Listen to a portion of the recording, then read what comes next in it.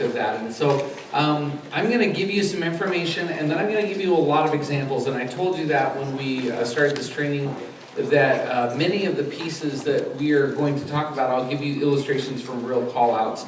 And so I do want to give that warning again that we are going to talk about death, dying, and suicide with children. And so with that, I know that that can be it can be a very sensitive issue for a lot of people. So again, if you find that the conversation isn't for you and you need to get up and leave, I promise I will not be offended. I realize that even out of all the courses I teach, this is probably the one, because I do give a lot of examples, that brings to my mind lots of trauma that we dealt with kids. And I'm okay, I always tell chaplains, look, if you can't cry when you're out on call. You just can't. You can't get emotional. You can't drain tears. Because the minute you do, people who are in trauma love to switch places with you. They would love to counsel you and not be in the crisis. And so I don't. I never have that. But in these places, I allow myself to get a little misty-eyed occasionally, and that's okay too if you find yourself in that place also. Because this is a real subject, and we really do care about kids. And what our heart's desire is to see that they would live an innocent and playful and joyful life. And what we realize is in the condition of the fall, that's not really the reality for many kids. If that be a course of life that they live that's complicated, or just special events that happen in their life. So again, if you need something, don't leave any of these courses worse off than the way you came into them. I really want to encourage you to do that. You do carry baggage. There's a cost for being a chaplain. You pay a price. I remember that I was going to train a bunch of law enforcement in Salem in their Department of Corrections, and on the way up, it just started raining torrentially on the freeway. And then there was thunder and lightning, and it was massive. And I remember as a kid, I used to go to the beach house, and my grandparents had a beach house, and it overhung the cliff, and my favorite part was the storms. I loved it. The windows would bow in, and they would unseal, and water would come around the edges, and I'm like, bring it, And this one particular part, I was driving down there to do this training, and as I was driving, it was raining like that to the point where you couldn't drive on the freeway. Like, people were just stopped in the middle of the freeway, trucks and cars and everything. And then the thunder and lightning came. And what I realized is I was in not a great space emotionally. And I had to think about that. I had to process that. And what I realized is what I used to love before, I loved the storm. Now being a disaster relief chaplain, and actually in that same area, there was a Mill City fire, or the Santiam fire, if you're from that area at all. My team with the mobile response trailer went once every 2 weeks for 8 months and taught people how to do disaster relief and disaster cleanup and trauma chaplaincy to people who had lost their houses and all. So we had a lot of exposure to what was going on there, and it was by a lightning strike that was started a forest fire that the government decided they'd let burn out, and then the wind came and it became terrible. So my reaction to the lightning was, this is a really negative, awful, terrible thing, when it used to be fun, excitement, the hand of God, power moving. And then as a chaplain responding to traffic accidents, and even my wife having a traffic accident which has greatly impacted her, the rain and the stopping on the freeway had an impact. And so I think it's very realistic for us to say that you pay a price for what you do. Even the way you change the world, or you see the world, or the way you interact in the world, because even things that used to be pleasurable before now have a negative, darker connotation over them. Not that we're doom and gloom. Never forget the beauty inside of chaplaincy, but be realistic about the fact that you pay a price. And I think it's okay for us, especially when we get together, to acknowledge that we pay a price. We willingly walk in and we take on some weight and some duty and responsibility upon ourselves. That does change the way that we see things. The overarching view of what God has promised us and what He's done for us and what He has in store for us certainly outweighs all of it, but it doesn't make it just go away. Is that fair? Everybody fair? Okay. So when we go through this course too, and we talk about kids, because kids again tend to be the part that tug on people's heartstrings, I just want to give you room too also to let yourself maybe experience some of those things again and realize that you're okay. And it's okay for us too in a safe place like this to do that. So, dealing with kids and trauma, what I want you to know is that this course is not designed for helping kids through grieving. So grief following trauma is one of the courses I teach, and really trauma is what happens when an unexpected powerful event all of a sudden dumps somewhere up to 24 stress response chemicals into your brain. It's going to take the normal operating system, and we heard this last night in the message, the prefrontal cortex.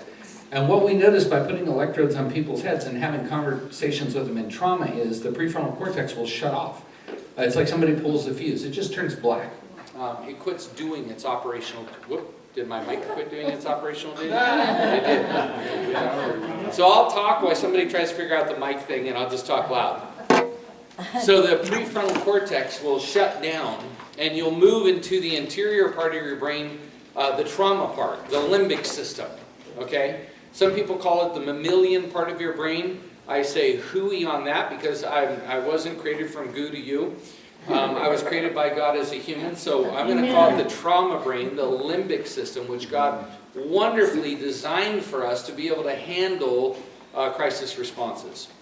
And what He's done inside of that system is He's given us the ability to process information faster. So what we know in the trauma brain is we have these two little things up in the top called amygdala, and they're like the smoke detectors. And they say, whoops, powerful event, something I need to respond to is happening. And they engage, and they sit on top of a thing called the hippocampus. And the hippocampus now will start to collect data as fast as it can. And the reason the trauma brain is initiated is because it can do it faster than your prefrontal cortex. It just grabs information, and it helps you make decisions on fight, flight, or if you move down what we call the polyvagal ladder into freeze or chronic immobility. And so we know that the brain, designed by God, He's given us components saying, in this life you will have trials. And so He created portions of our brain to be able to deal with that. And what we understand about the trauma brain is it doesn't keep track of time. That's why people will say to you, thank you. That's why people, whoa, yeah, now you really hear me. They'll say to you things like, wow, I know it only took a minute, but it felt like an hour. Or vice versa. They're in their trauma brain. That's a tall tale sign because the trauma brain does not track time well.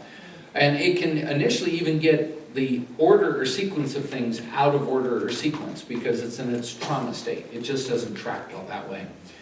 So that's the trauma response. And what we talked about yesterday is some people can even have situational depression or suicide based on a trauma response. And usually it's going to last a couple hours to about 3 days. And if that's what it is, about day 3, day 4, it dissipates and it goes away and they have no desire to die. It's an overstimulation because it's very highly emotionally laden in that trauma brain. And I'm about to get my trauma brain here. We call that a trauma response.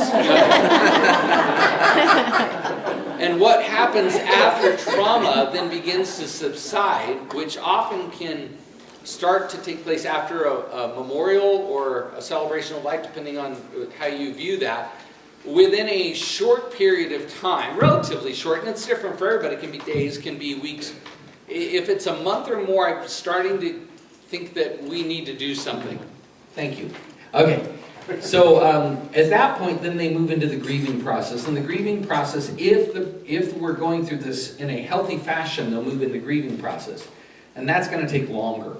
So this course is not about grieving, helping children through a long-term grieving process. It really is more of getting them to the initial stage of trauma. And what I'm going to tell you is I work with a lot of people who do trauma counseling, especially with young people, and we refer. We have a good network of people who do that, psychotraumatology for youth and adolescents. And what they'll tell you, because they've gone through some of our training, they'll say, gosh, when you get in there and do what you do early on, it's worth more than a year of therapy that we have to do later on. Mm-hmm. So I want you to know that. These are the experts. One of my guys is he's used to be the leading brain trauma researcher for Walter Reed. And he's the one who says, man, you guys got to do this more. People have got to get in there early because what you do is worth more than what we do for an entire year. And the piece is early. Get there early. Get there, we say within 10 days. You want to start getting through this process of trauma within 10 days. Because psychological readiness, at some point, the brain is going to say, I've taken all I can take, whatever you've given me, I've done, and now I'm just gonna go into this position with whatever I've been armed with, and I'm gonna deal with it now. So what we do, we wanna get in there before there's kind of a hardening off that says, nope, I'm not doing that. And we call it that trauma membrane. It's not a physiological state, it's more of a psychological state. It's where the brain says, I'm done, I've gotta start processing what I have, even if it's wrong. Even if the tools or the way I'm dealing with it is wrong, I just gotta do it. So I'm gonna say that we're talking about getting to people early on and helping children with trauma. I told you this before too, so I train a lot of chaplains and trauma teams from all over the country, and I've been training people in different parts of the world, especially missionaries. We go to them, we train them, we help them get set up for dealing with war trauma, a lot of sexual violence and domestic violence. This is what we do. And what I can tell you is it's the same everywhere you go. We want to get there early on, we want to be involved early on, and children get the least amount of care. That's true from our 911 chaplains, all the way out to international chaplaincy and everywhere. Everybody says children are our greatest concern, and yet children get the least amount of care in terms of chaplaincy and trauma intervention teams of any group. And so part of our goal is to say, how can we simplify this process and empower people to quickly say, I'm going to engage with children. And so what this course is going to focus on is ages 2 through 12. Okay, so what do you do 1 to 2? We'll work with that briefly also, but 2 to 12 is kind of where we're going to hit. And then I'm going to tell you when we get past 12, we actually deal with most, and I say most, who are in the 13 and older like we do the adults in trauma. We just give them different ways to communicate. That's really what it's going to come down to. But let's just jump in here. It's also important to know that on-scene response with CISM work that occurs shortly after a powerful event that can initiate a trauma response is least geared toward children. Oftentimes, the thought has been that if we take care of the adults who are impacted, they'll take care of the kids. And there's some real fallacy in that. And we should address that, right? Because isn't that what happens? The chaplain goes out and they say, if we get the adults good, then they're going to deal with their kids. You know, and I know as a chaplain, that if I'm involved in the event, regardless of how much trauma training I have, how many hours, years, whatever, that once I'm involved in the event, I'm no longer a responder to the event, I'm a participant of the event. And so think about that. I mean, would everybody agree with that statement? If you're in the ED and all of a sudden some bad stuff goes down and you're there and you're hands-on in it, are you now going to be able to be the responder who helps them in the trauma? Well, you should not. You should recuse yourself and call somebody else in. I was sitting across with somebody today for breakfast and we were talking about that. In the ministry of presence, we are the calm in the storm. That's our biggest job in that first period is we're the calm. Everything else is falling apart. Everybody else is freaking out. They're losing their stuff, or they're catatonic, or they're checked out with a 1,000-mile stare.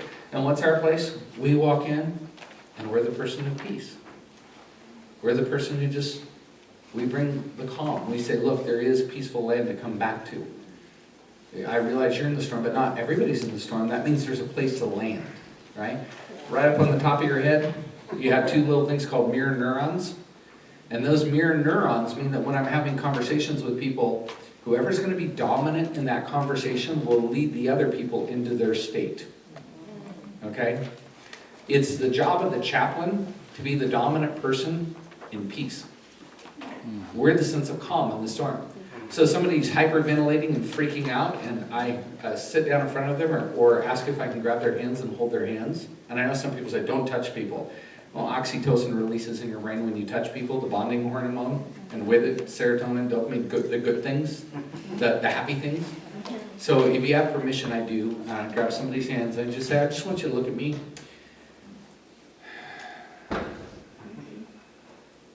If I'm the dominant person, I'll watch them start to do the same thing.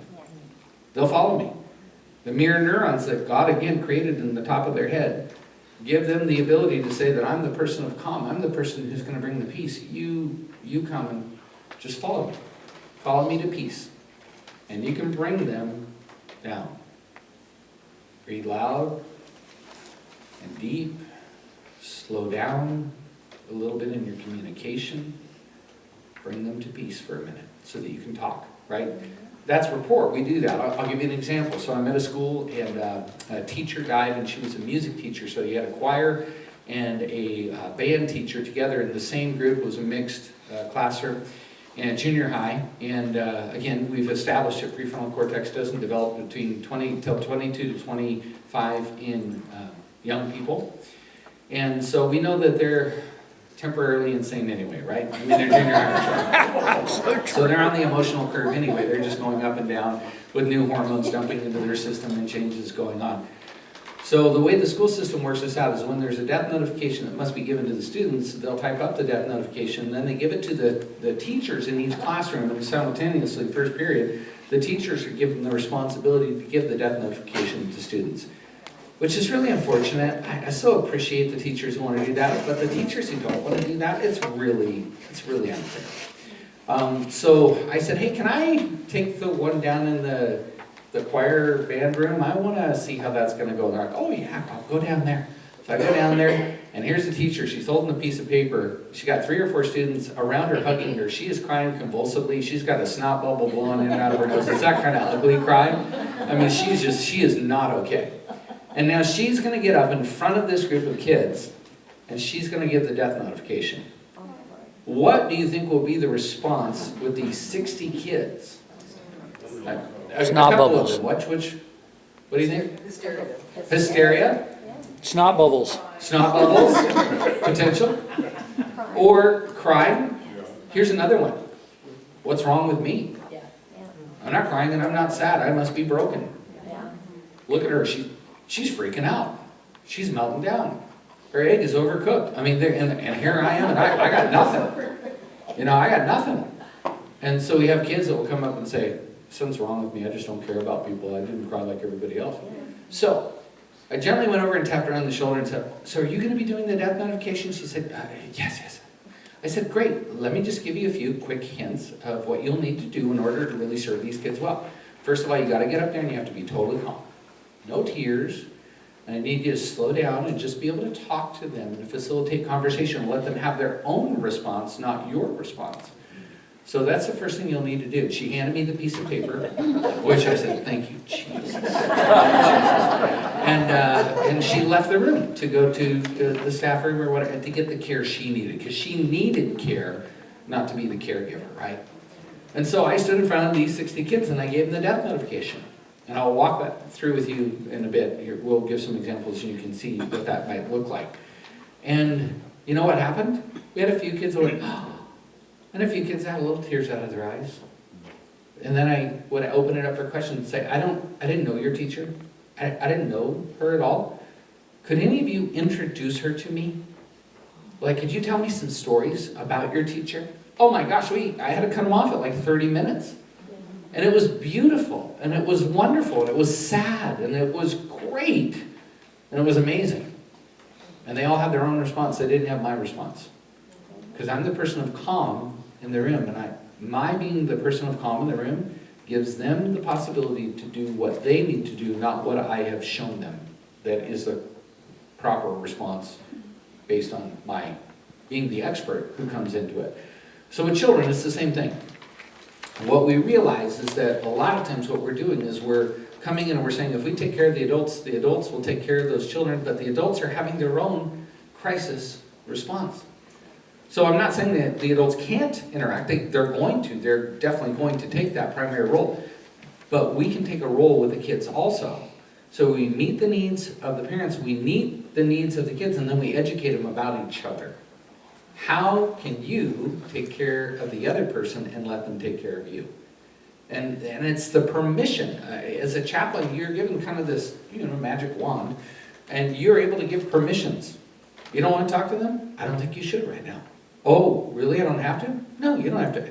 You haven't seen them in 4 years? You were fighting and you're not in a place, well, yeah, don't talk to them. Okay, then I think I'll wait. Who gave me the permission to do that? I just know that it's not going to help right now. Reconciliation might be needed, but that just doesn't seem like the highest priority right now. Or to be able to say to them, well, it's all right if you don't cry. You might be an instrumental griever instead of an intuitive griever. And I bet you're thinking about it. Are you sad? Yeah, you're okay. You do you. And it's okay. And so I think part of our job is to educate and give permission, and then to connect, right? But think about and ask yourself just real honestly in your chaplaincy, and some of you might really have a bent for children, and that's who you go to first. But just ask yourself, and as we're talking about this course, is that you? Do you tend to care for the adult and leave the child and assume that the adult will be able to meet the needs of the child while they're grieving also? And I think there's tons of examples. I could get really waylaid, so I'm not going to do that. We're just going to move on. The net result is, again, as I was speaking earlier, that children often don't get early intervention care. And usually what happens instead is we wait to see how the child is going to do. And then as we wait to see how they're going to do, that usually takes months. And by that time, it's become entrenched. Okay, so we know that CISM, or psychological first aid, regardless of where you get it, I just happen to teach ICISF, but somebody made a point, Red Cross does. There's quite a few actually. SAMHSA does it also, the mental health care and the substance abuse part of FEMA. No matter what you do, what we want to do is we want to get in early. So what we find with law enforcement, a lot of the segment that I deal with, or fire departments, or we're trying to get in there and deal with it as fast as we can, because we know about the psychological membrane, that they're going to at some point shut out, okay? So on the East Coast, because the East Coast is more cantankerous anyway, just try to use your blinker while driving and you'll find out what I mean. Your horn has never seen so much activity as it has if you're on the East Coast. What we found is the East Coast just said, hey, you know what, we're not doing that anymore. We're gonna switch to a program called Assess and Refer. And so if an officer has a difficulty, a really traumatic event, we're not going to do CISM. Instead, we're going to have a psychologist come in, interview them, try to determine how they're doing, and then get them counseling in about 2 to 3 months.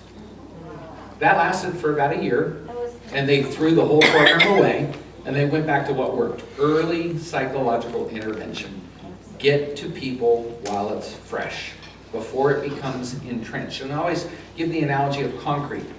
When you first pour cement, you can shape it, you can mold it, you can make bird baths out of it, or pictures of St. Francis, or whatever you want. But the minute you let that dry, the only way to reform it is to jackhammer it up and to pour it again.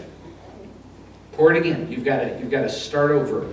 And that's what a lot of our crisis counseling will do, or long-term trauma therapy.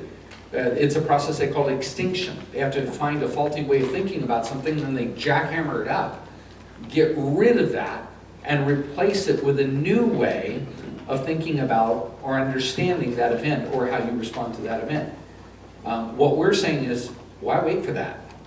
How about we shape the cement while it's still wet? How about we get in there and do something with it right now while it's still malleable? And that's the process that I want you to think about. So what I want to touch next is how we communicate with kids. And I think a lot of chaplains don't talk with kids because we're afraid of them. We're scared. Look at kids, what do I say to a kid? Yeah, what if they put their peanut butter and jelly hand on my pants? You know, what if they ask a question and I go, I don't know how to answer that question with a kid. Do I tell them death, dying, suicide, murder, rape, kill? What do I say? What do I not say? And I think there's a lot of fear. And so part of the question for us is, how do we communicate with children? And here's a few things I'm going to give you. I'm trying to think in my head as I'm talking about expediting some of these parts, because even when I teach this course in 2 hours, I don't get it done. As you might notice, I diverge from the notes quite often and just go into a story. Two things to consider. 2 questions we should start with is, how do I communicate with children in such a way that they can absorb what I'm saying? And how can they communicate with me about what they're feeling? I think if we start the conversation in those 2 questions, what we're going to find is that the answers aren't all that complicated. So how can I communicate with kids in such a way that they can absorb what I'm saying? Have you ever heard an adult talk to a child and you're like, was that a dissertation for your PhD? Because I don't think they understood half of what you just said. Hypnagoguing really isn't in the vocabulary of a 4-year-old. You know, and you listen, and some people really just don't get it, right? But what we have to ask is, where are they in their developmental stage? And that's kind of the key piece that we're going to work on a little bit here today, is knowing that we need to see trauma in children in different developmental stages.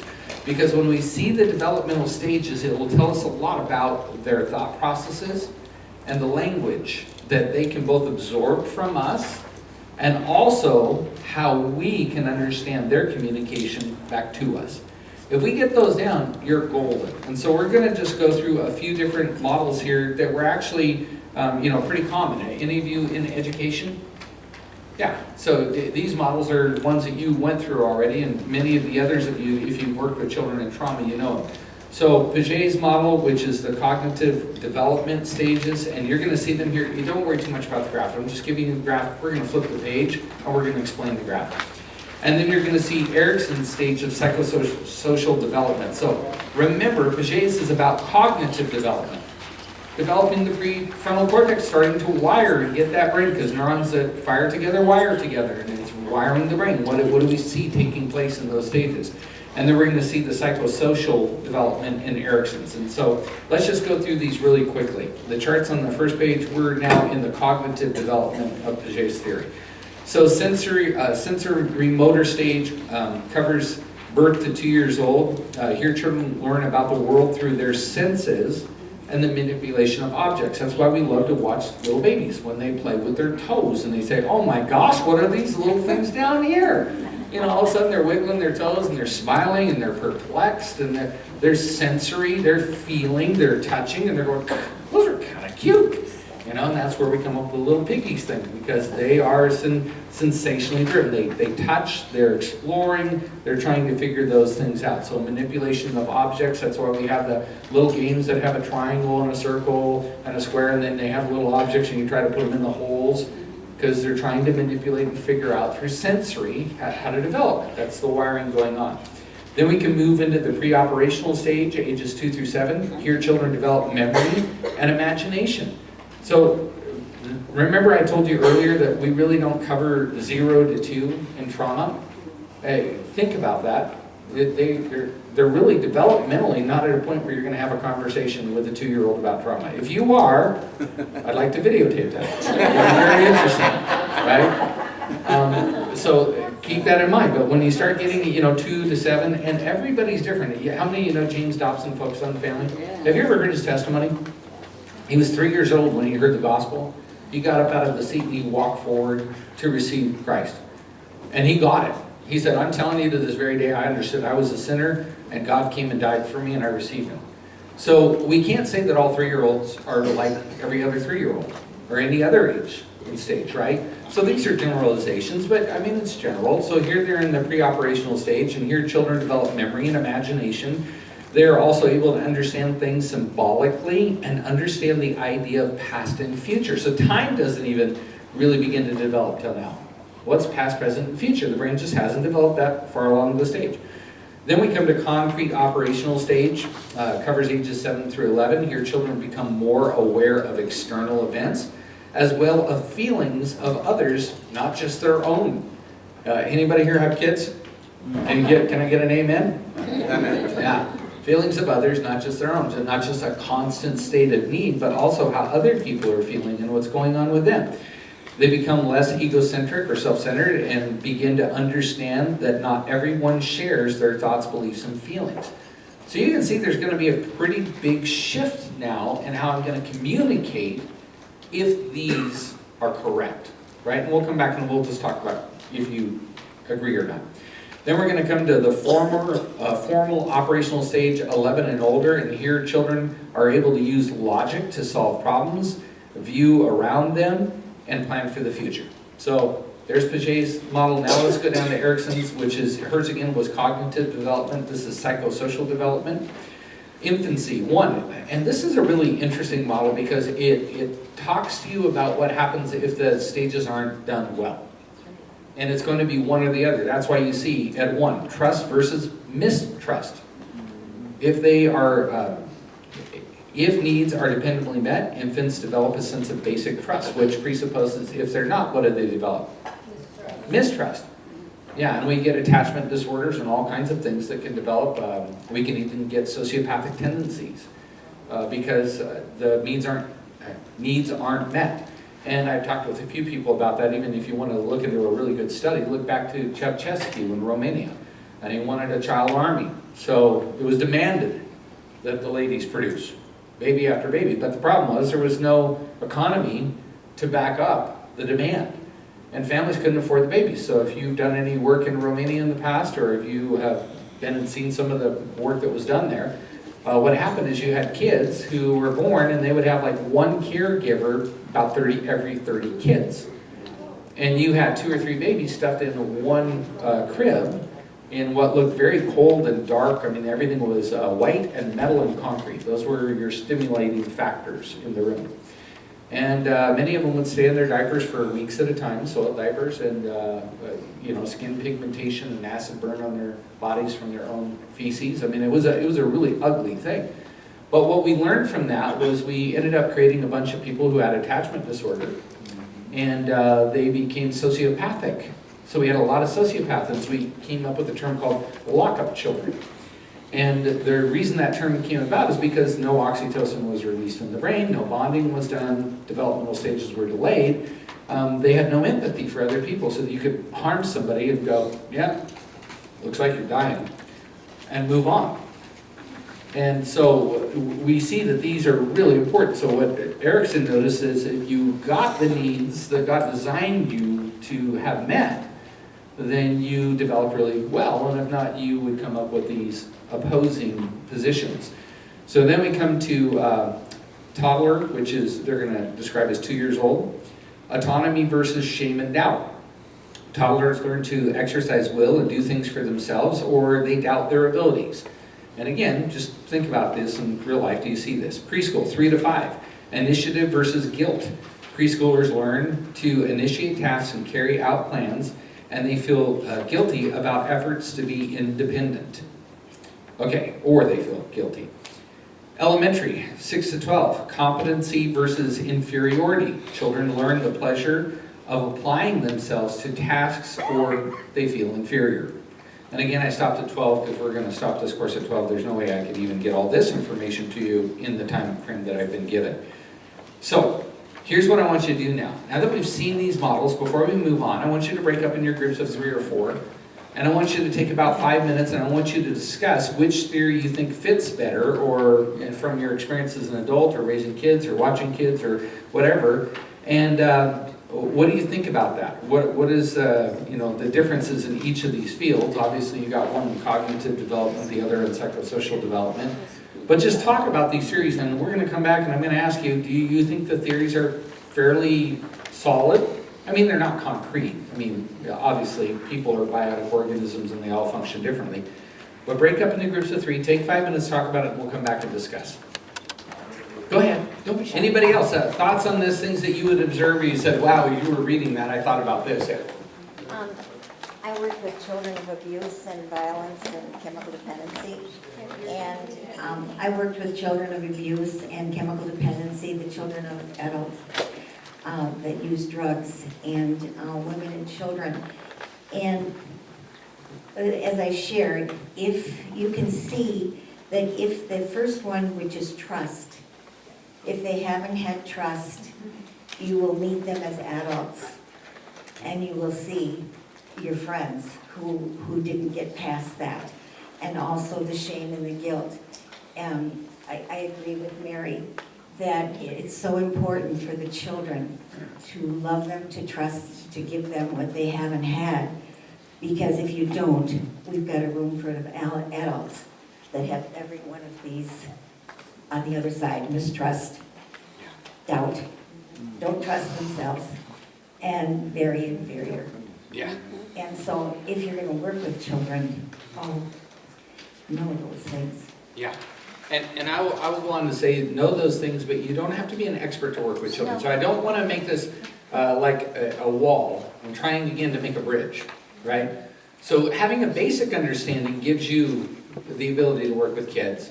And hopefully what it'll do is it'll stimulate more professional growth, more personal growth in understanding kids and adults. So yeah, again, don't let this be like, oh my gosh, I don't know that I can remember all that. Well, that's why you have notes.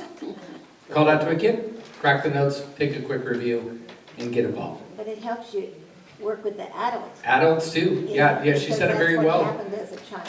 My wife has a traumatic brain injury, as many of you are learning. And yesterday I was just floored how amazing she was doing here. I was just praising God. I'm like, everybody here must be praying for her. So she had conversations at the table, pulling up things that I'm like, wow, where did that come from? And this morning she took 3 of her doses of amlodipine when she's only supposed to take 1 because she got confused. I'm like, oh God, protect my wife. So it goes back and forth. And then this morning when I found out she took too much of her amlodipine, she's like, you're really angry with me, aren't you? And I wasn't angry at all. I was concerned. She was like, I did a bad thing. And I'm like, I'm dealing with the presenting person. And this is a really important concept. When we're talking about people who have had substance abuse issues and stuff, and we're going to come back to this in a minute, or maybe declining in their mental capacity, what we have to say is, who's the presenting person? So yesterday, the presenting person for my wife was my wife in her normal developmental stage. Boy, it was amazing, and I thank many of you for just loving her. Today, the presenting person was an 8 to 10-year-old who felt guilty about taking too much medication because she got confused. So you have to pay attention to the presenting person, who is in front of you at the time, and you have to know that. And we talk about that with addicts all the time. I worked with a lot of addicts and put them to work when I owned a tree service. I worked with 2 ministries locally in our part, and I would have them come direct branches. And one minute I'd be working with a 26-year-old, and the next minute I'd be working with a 5-year-old who's having a temper tantrum. And the question is, who is the presenting person? Because both are in there, and you just have to look for them. So thank you, that's good. Anybody else on these models, how you saw them or recognize them? Yes, over here, you could. Thank you.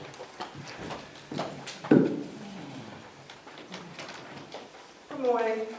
So, as a therapist working with kids, dealing with all of the traumas that they go through, I found out these are good basic standards to start off with, but you may find some of them they're in different stages and not that same age. Yeah. So you've got to kind of look at where they are in their developmental process, as well as the cultural background, as well as all the other issues that's going on. It's not a cookie cut type thing. Yeah. And I really appreciate you saying that. If you drop down to the bottom of the page, you just covered a whole piece, so you just saved me 30 minutes. Thank you. So it's the bottom of this page too, and it says here part, developmental stages. I mean, it's a good model, but it's not everything. So we'll skip that section now. And what you need to do is observe. So no, I appreciate that. That's great. It's wonderful to hear from an expert. You're more of an expert in this than I am, and I acknowledge that and appreciate it. So. Yeah, we want to observe the stage you're at. Like I've had some conversations with 4 and 5. I had a 9-year-old. So here comes your first trauma story for the day. 9-year-old whose brother, autistic 3, mom was living with her parents and her boyfriend. And the boyfriend hated the autistic kid. It was a demonic thing. I mean, I can't describe it any other way. So law enforcement's called to the scene, and the boyfriend pulled the 3-year-old into the room, dragging him out of the hands of the 9-year-old, and then really violently murder him. It was a bad scene. Okay. So I'm called to the scene as the chaplain, and I'm talking with a 9-year-old. And then I set up a meeting to come back and to do a debriefing with the 9-year-old. And she's a cute little Hispanic girl, big brown eyes, just beautiful and tiny for a 9. And so you sit her down on the couch, and I begin to talk to her and go through the process of one-on-one intervention, kind of with some of the pieces we're going to talk about. And as I'm talking to her, what I'm realizing is she's 9 years old, living out a 16 to 17-year-old life. Because her trauma history is big. And so it's forced her to be precocious and to kind of grow up past her years. And you're going to see that too, especially if the trauma history is big. I mean, this wasn't the first go round in the rodeo. This was just the dramatic conclusion of that part. So you do have to observe. And then when I've been to a school, I think about one where we had a mom who died in the shower, and we were called to the school, and 3 of the kids went to the school at different ages. And I sent some of my team to go talk to the 8-year-old girl, and they came back and said, she's 4. She's just not even comprehending. And so we actually did some interview with the teacher and some of the other staff and said, is this how she always is? Yeah, she's always that way. So it wasn't trauma-induced. She just operates and was a little bit developmentally delayed or behind the rest of the kids, and she was more like a 4-year-old. So I concur completely what you're saying. It must be observed. So we're going to use the model, but then we have to observe the age rather than count it. Yeah. Okay. Anybody else? Any other thoughts you want to throw into this before we move on? Yes. This doesn't work. I think we need to be careful that we don't project our own baggage onto the children. Sometimes we can easily, we know ourselves well enough, but we might say, well, like, I'm a very cognitive person, I'm not very affective. And so as a consequence, when I work with children, I'm working with their cognitive development because that's what I'm trained to do. Yeah. But emotionally, that's a key ingredient. So this was good to have these two models. Yeah. But I'm just saying I need to be careful about not projecting my thinking and my belief about what that child is going through from my own experience. Yeah, yeah, and I would say even because you're thinking about it, you probably won't project. I think the bigger concern is the parents who project, this is how I deal with trauma, this is how my kids are going to develop trauma. So we had a 12-year-old boy, 12, 13, and he went to the school that his mom also worked at. And it was called to go to the school, and it was a smaller Christian school because his older brother was a Iraqi war vet, and the night before he had shot and killed his wife. They didn't know this. So he gets a text on the way to school from a friend saying, I'm so sorry about your brother. And that's how they learned about the whole thing. Well, so I get there to talk with the staff, which are really tight-knit, and one of the things that one of the staff says to me is, they're telling the 12-year-old not to cry, not to be emotional, it's going to be okay, they believe in God, they don't have to have a meltdown. And so I talked to the 12-year-old, and the way I chose to do it was to say, hey, how about we talk, and let's do it at your house. And let's sit down with mom and dad. And so I sat down with mom and dad and him, and I said, so here's what I would like to do. Do you guys trust me? I'm asking the question already, which puts them in an awkward position, which I intended to do, in a gentle way. And they said, yeah. And I said, good. So just the two of us are going to have a conversation. I want you guys just to listen. If you would not interject at this point, and then we'll all talk together. Could we do that? And so I had a one-on-one with him, which we don't do with adults. We don't have other people in the presence, but with kids we do. Because we want more people on their team, and we need to train their team, right? So I had a one-on-one conversation with him. I said, tell me a little bit about how this event occurred, how you came to find out about it. He did, and we're working our inverse bell curve. Tell me what you're thinking about more than any particular part. And he talked, and we worked through it. What's the hardest part of this for you? I mean, if you could change one thing without changing the outcome of what occurred, what would you change? And as he's talking, I said, have you expressed any of this in the last day? He's like, no. I'm like, why? I already know the answer. And he says, well, I've been told. I said, well, here, let's just talk about grieving for a bit. Your parents obviously care about you tremendously. And they're not weird people like us. Remember the weird people conversation. I said, I'm a weird person. I think about death, dying, suicide, murder, rape, and killing because I help people with this every day of my life. Your parents don't do that. They're normal people. I'm not a normal person, right? This is what I do. So I want you to understand that everything they're doing is to try to protect you and to cover you. But let's get more understanding. So I'm not degrading anybody's answer.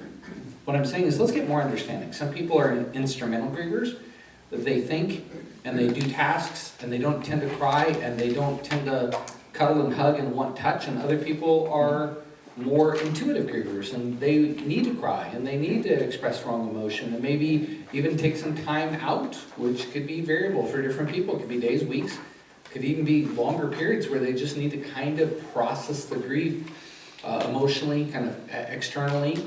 And so what might be happening is somebody who processes grief instrumentally is trying to have you process grief like them, and they can't do it. And so what I want to do is I want to give you permission to process this grief however you need to.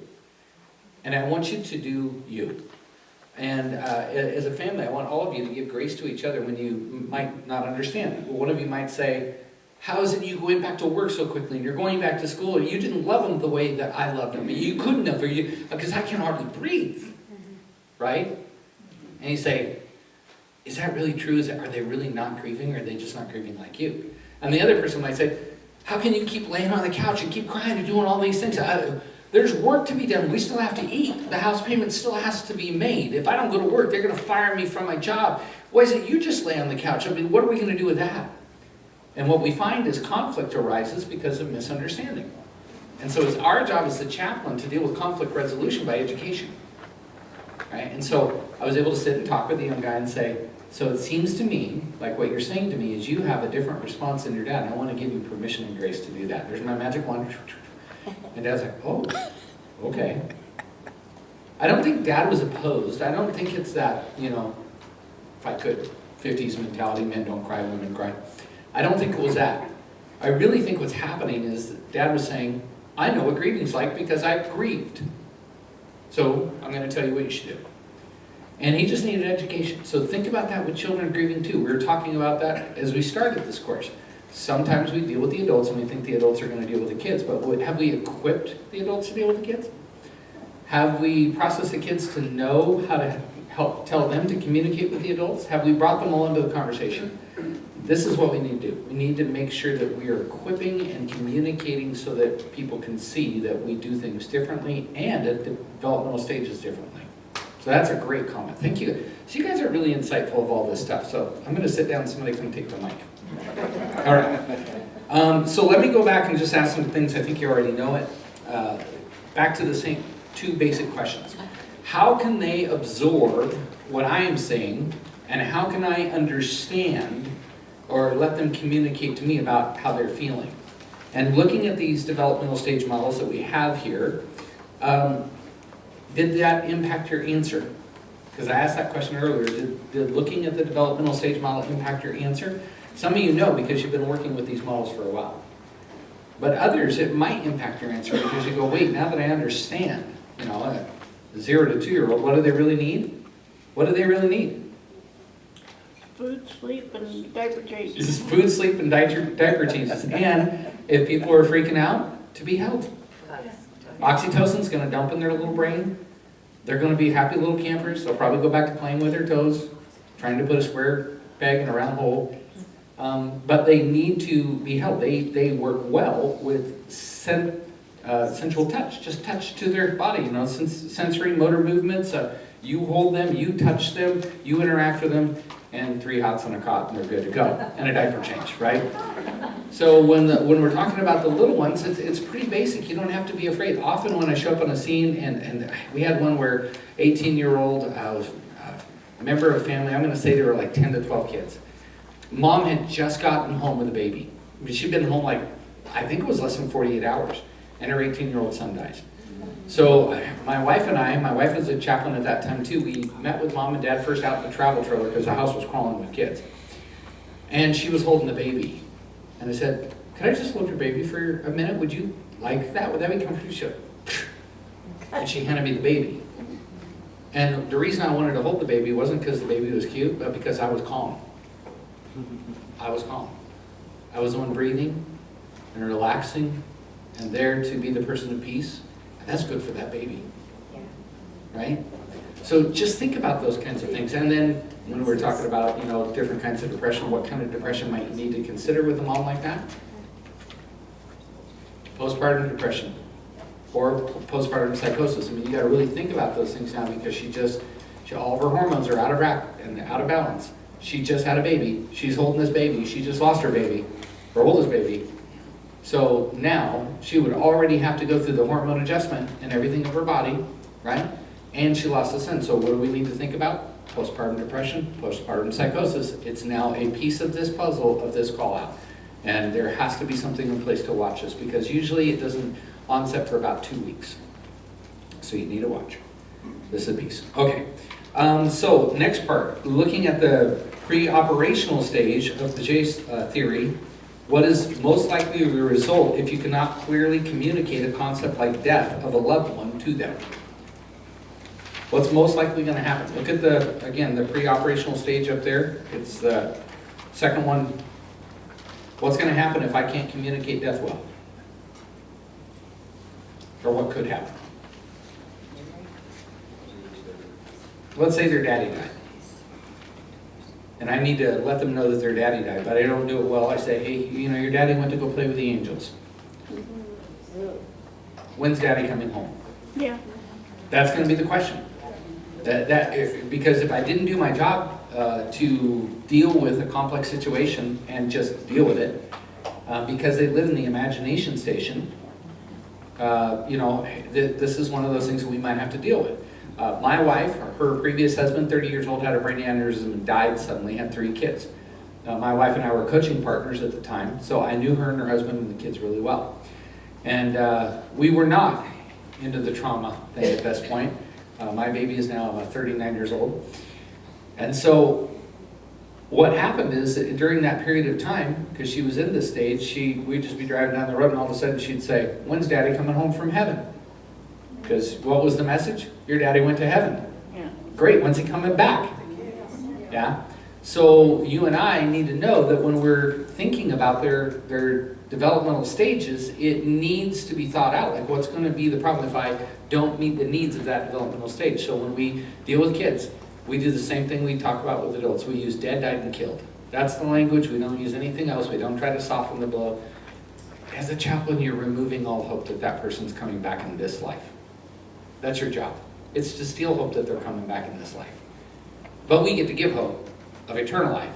But we have to do this part first. Yeah.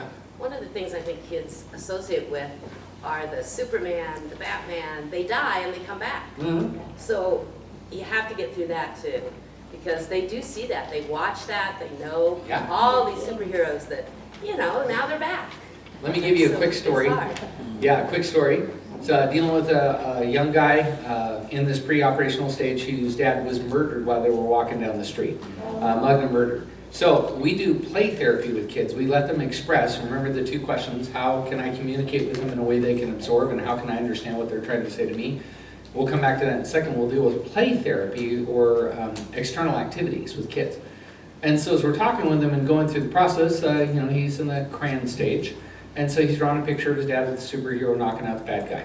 And so, we start talking through it, and we never interpret their drawings. We never do that.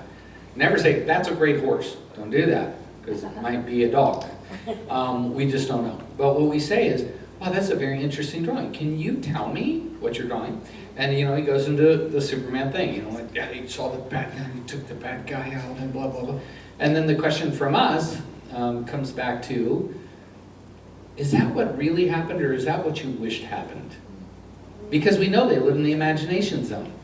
So it's our job to be able to communicate with them in a way that they can absorb it and talk with them in a way that they can communicate back to us. And his way of communicating was with drawing.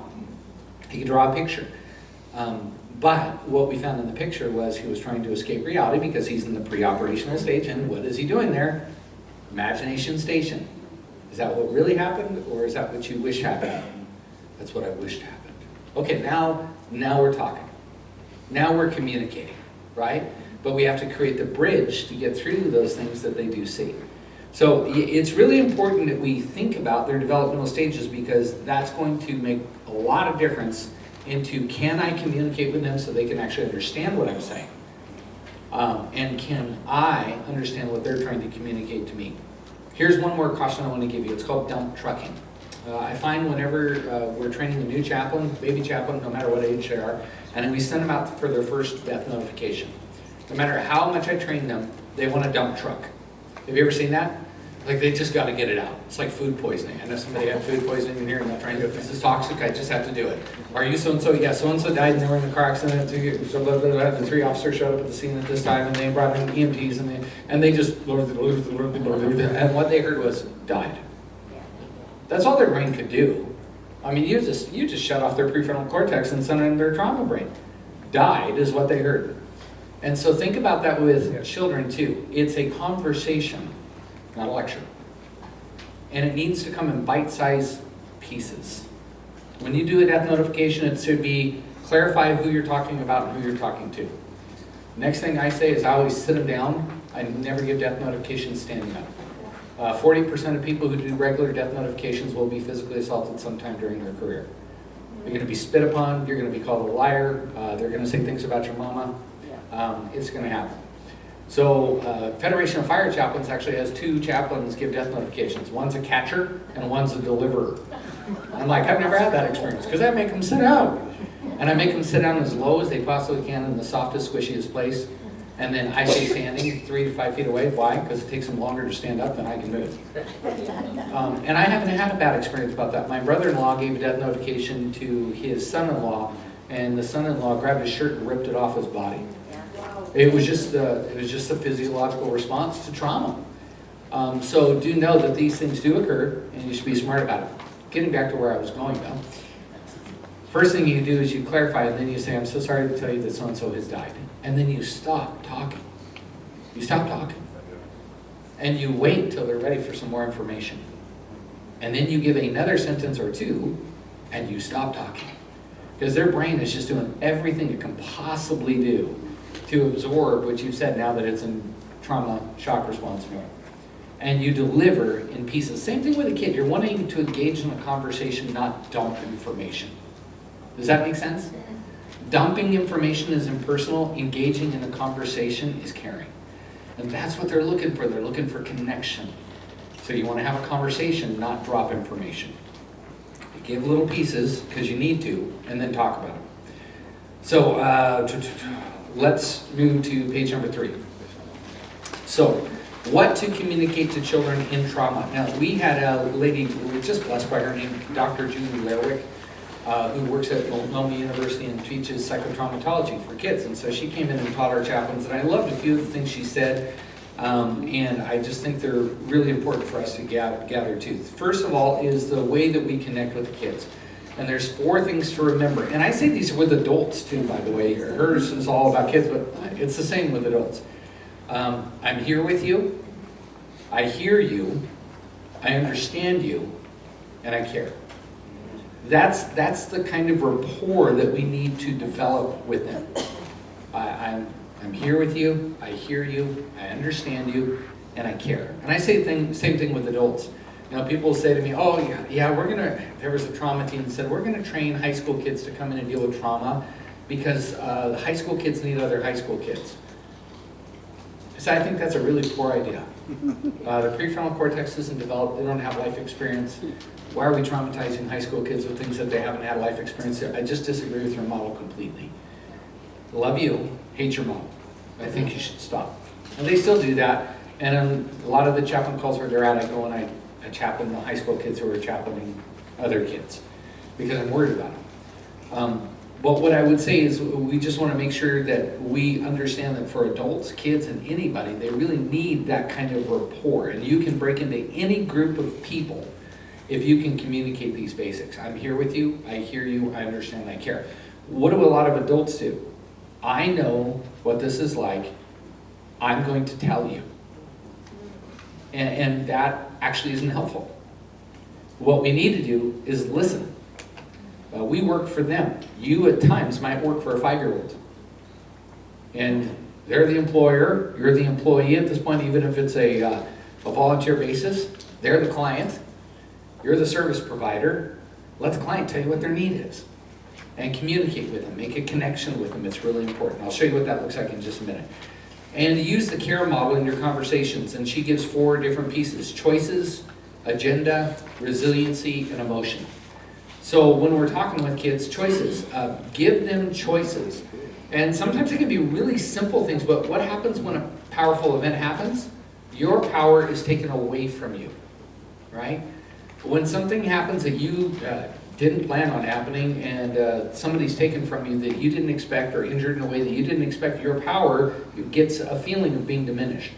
So when we sit down with the kids, and I might say, do you want to do Play-Doh or do you want to use color crayons and paper? Well, both of those choices I can live with.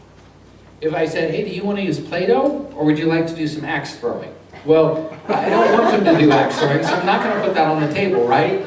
But I mean, simplistically, we're just saying, find some ways that you can give them choices. Would you like some juice or some water? What we're doing is we're giving them some power and autonomy back. Some ability to make decisions, to see that they can trust their decisions, that they can enjoy those decisions. So sometimes it's really simple things. Other times it can be more complicated. It can be viewing the body of a parent, and I'm really an advocate for children viewing bodies. I don't have time to do that whole presentation with you, but I will tell you I've had so many experiences with this, and you're not going to hurt them any more than they're already hurt by viewing the body, but you might hurt them more by stealing the possibility, especially if they're in the imagination station, because they can't understand that they're gone yet and that they might come back.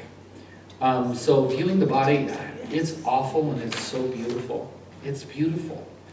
I wish I had time to give you that presentation. I don't, but it's pretty amazing. So, again, choices. You don't have to see your mommy, your daddy, your sister, your brother, or whatever, but I want you to know that it will be okay.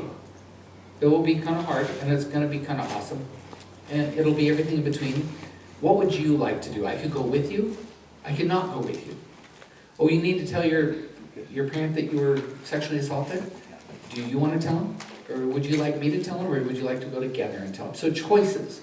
It empowers them. And we need to make sure that regardless of the stage, we're talking about giving them power back. That's a big piece. Next piece, agenda. Tell them what you expect from them and what they can expect from you. Hey, we're going to talk a little bit, and we're just going to sit here and have a conversation. And I'll give you an example of this in just a minute. And so you don't have to talk to me, but boy, if you do, I would really appreciate that. I would think that would be awesome.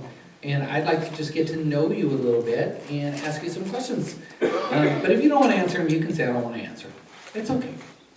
And so I'm only going to be here for a short time. I'm not going to stay for dinner. And then I'm going to leave. But you could always call me, or your parents could call me if you wanted me to come back sometime. So just let them know what the expectations are, right? And the agenda. And then resiliency. Identify their personal strengths and set them up for personal wins. I'll give you some examples of that in just a minute. And then emotions. Normalize their fears, their common emotions. Normalize them. Sometimes I think, and we're not great at this if you're not a chaplain. You are all great at this because you are chaplains. But a lot of people don't normalize emotions. They make them weird. Somebody will say, oh, I can't eat. Really? Yeah, that is not helpful. That's not helpful.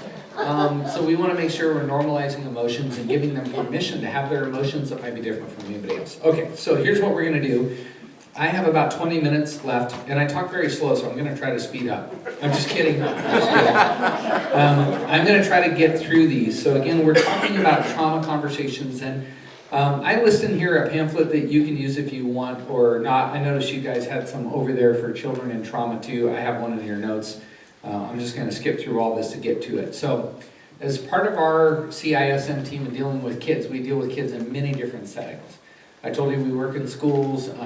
Sometimes we'll get called out from 911 chaplains, and they'll say, hey, like the 9-year-old. As a 911 chaplain who was on scene who called me and said, look, we got officers who are sitting on the curb rocking with their head in their hands. I'm like, okay, you take care of them, I'll come take care of the kids. Okay, the kid.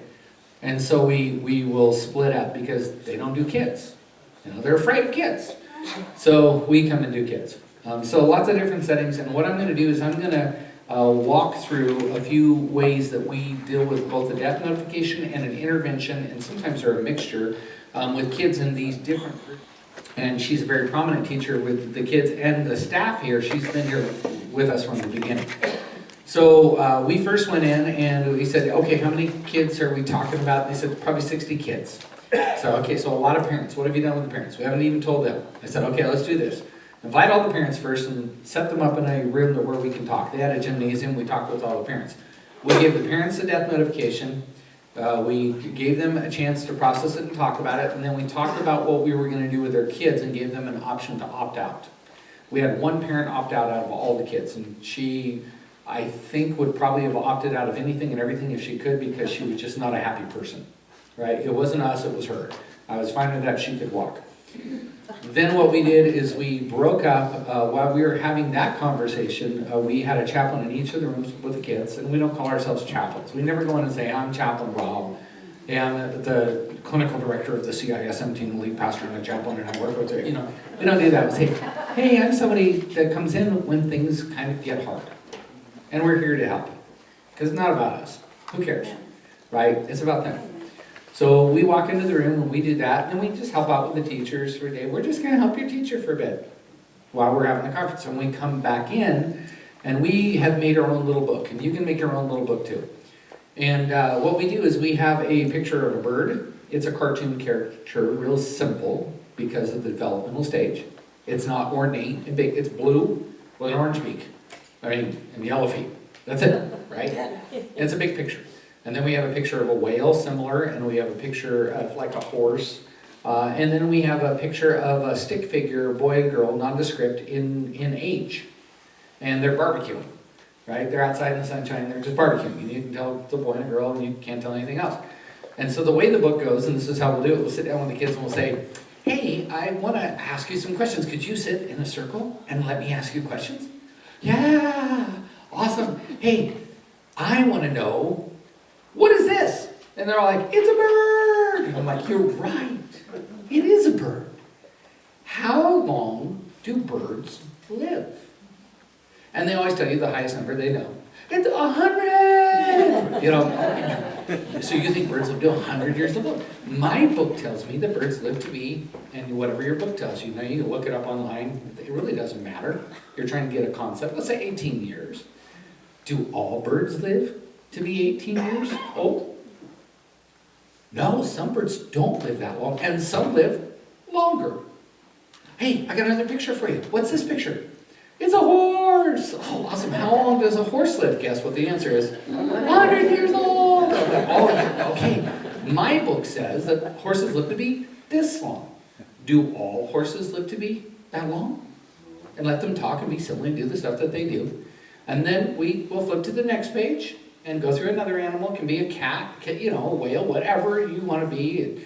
And then finally you flip to the picture of the boy and the girl. And you say, what are these? People! How long do people live? Their opinion hasn't changed. And now you say, my book says that people live to be about 81 years old. Do all people live to be 81 years old? Like, by that time they're going to say, no. Do some people live shorter and some people longer? Yeah. I have some really sad news to tell you. Mrs. So-and-so didn't live to be that long, and she died this week.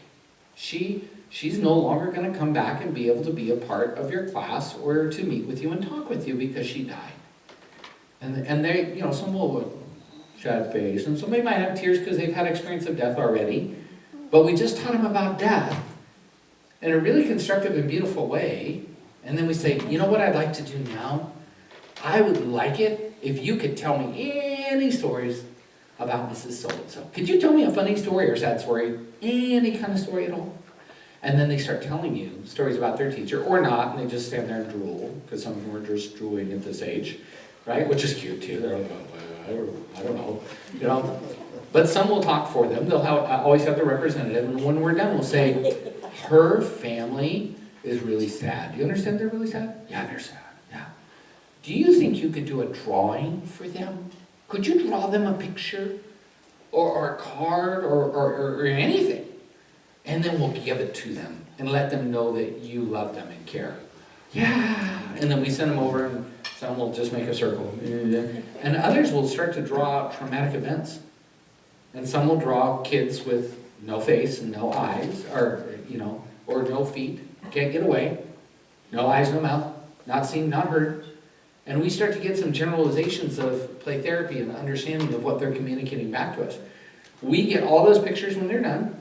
And we, as a team, go through the pictures and say, who are you concerned about from either the contact you had or from the artwork that we have seen?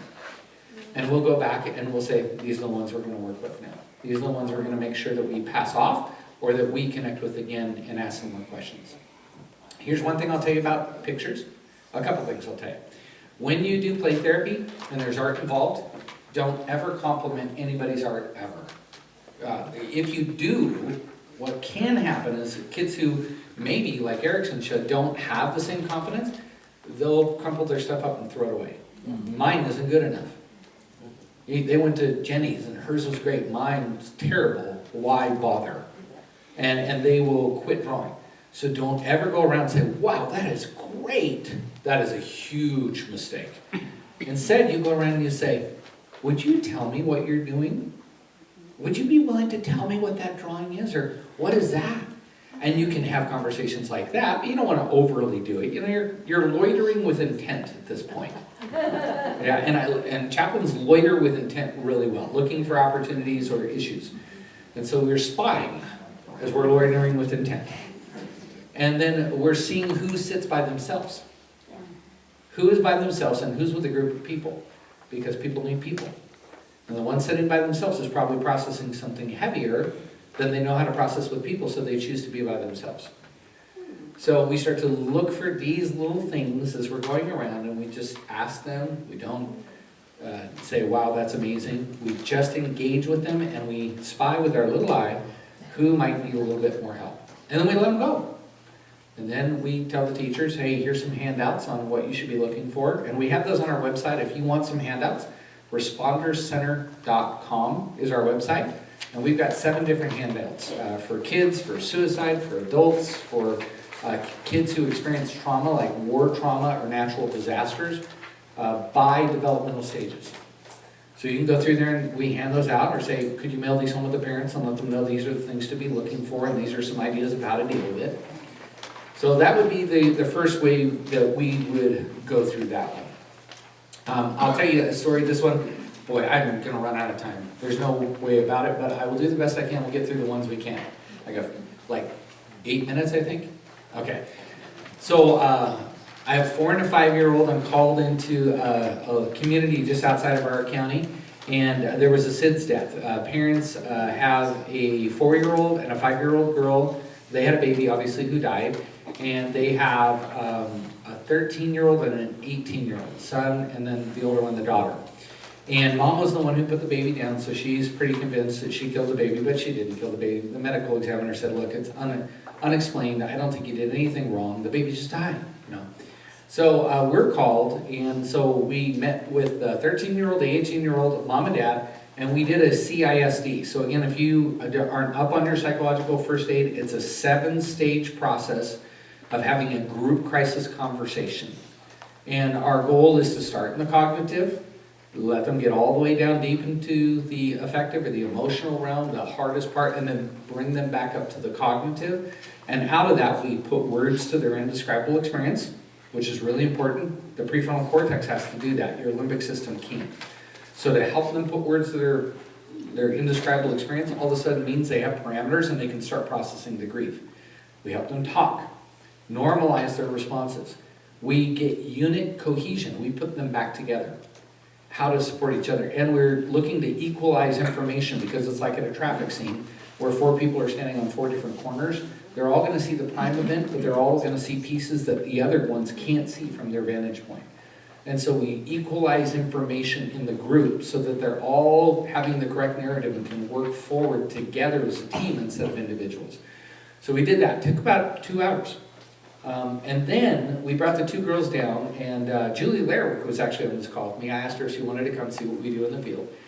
And the 2 girls, we sat down, and I said, hey, why don't the rest of you stand up around the table, just be with us in the kitchen. So when they stood up and the girls came, I said, hey, I am so glad you guys are here and able to talk with us. I'm Rob. What's your name? And they gave me their names, and they're just cute little kids, and we're talking, and they're kind of giggling. I said, do you know why I'm here? Yeah. Why am I here? Oh, because our sister died. Oh, I am here because your sister died. Did you know that I was talking with your parents and your mom and your dad about your sister dying? Yeah. That's why we were upstairs. We couldn't come downstairs. We weren't allowed to come downstairs because we were having a conversation down here, and then we were up there. I'm like, that's exactly right. And so now, I would just love to talk with you a little bit. But before we do, I have some things. I brought Play-Doh. Do you guys like Play-Doh? And one of the girls' face just lit up like Christmas. And she just shot out of the room. And I'm like, uh-oh, or what's happening now? She came back with a laundry basket full of Play-Doh toys. I didn't even know they existed. And there was like a Play-Doh oven, a Play-Doh press. And so they had this one that was making bacon, and they were making tacos, and they put the Play-Doh in there and come out with little tacos and stuff. And so we talked about the fact I was there about death. Then we played with Play-Doh. And then as we're playing with Play-Doh and talking, I said, you know, I would like to ask you what you think happened the night that your sister died. Can you tell me what you remember? We remember we had to go upstairs. We had to go upstairs, and there was this really, really big policeman at the bottom of the stairs. He wasn't going to let us come downstairs. I'm like, oh, really big policeman. How did he make you, what do you think I said? Feel. Because what is the primary need of a child up to about 7 to 8 years of age? Safety. If you cover safety, you are golden. And so what my hope was, deep in my heart was, I wanted them to say, he made us feel safe, not afraid. And they said, oh, we felt very safe. He made us feel, and I'm like, oh, thank you, God. Because if not, then I have to work on that to change or help them understand, to remold that concrete to safety. Right, that's my job. Safety, safety, safety, safety, because they're both under the age of 7. And what I need to do with trauma is safety. Good start, right? I said, well, were there a lot of other people in the house? Yeah, there were lots of people in the house, all kinds of people. How did they make you feel? Safe. We were safe. I'm like, oh, thank you, God. We're over one big hurdle. We've just saved 30 minutes of conversation here somewhere in between playing with Play-Doh. And I said, so what were your mom and dad doing? See, now we're going to get to the harder stuff. Oh, mom and dad, they were not okay. And mom was crying and crying, and she just kept crying. I said, are you okay with your mom crying?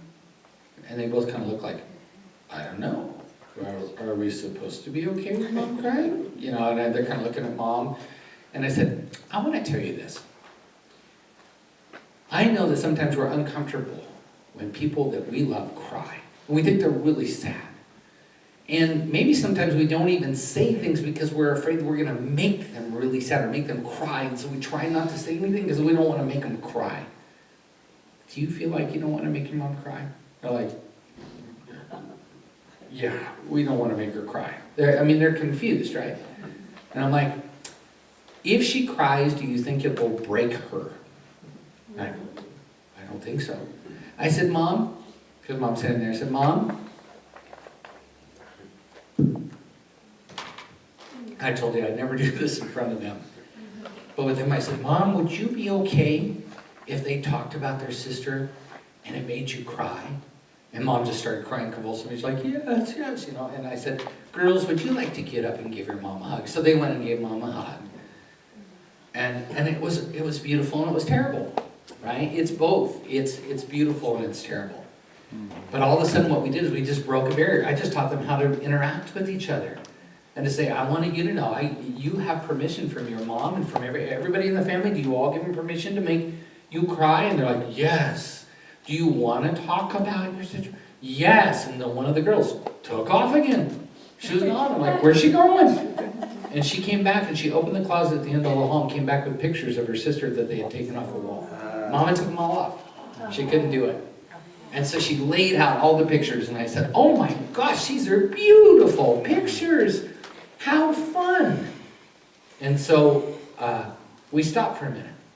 And one of them, we're still making Play-Doh tacos and burritos, and I knew the intensity had come up high enough that I reached her and said, is that a taco? And she said, yeah. And so I ate it.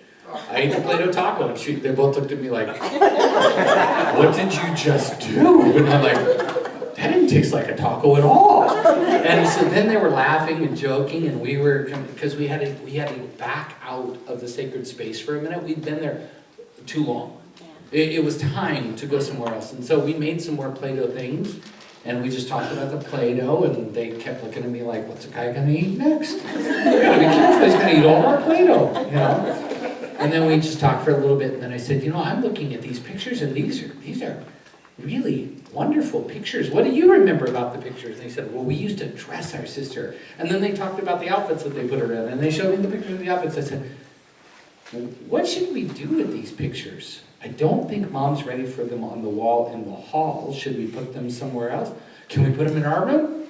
Mom, can they put them in their room? So, we just walked through and talked. They're safe. We learned how to connect them with their parents and break the barrier of crying and discomfort and trauma. We talked about death openly, which taught the whole family that we don't have to skate around the issue.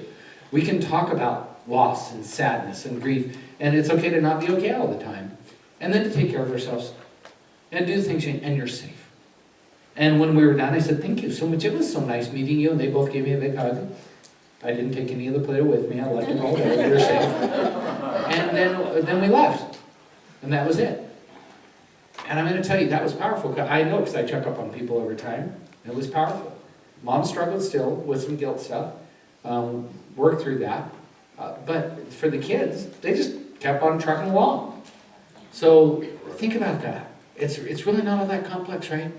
Break up the conversation, do some silly things, have some fun, play with them.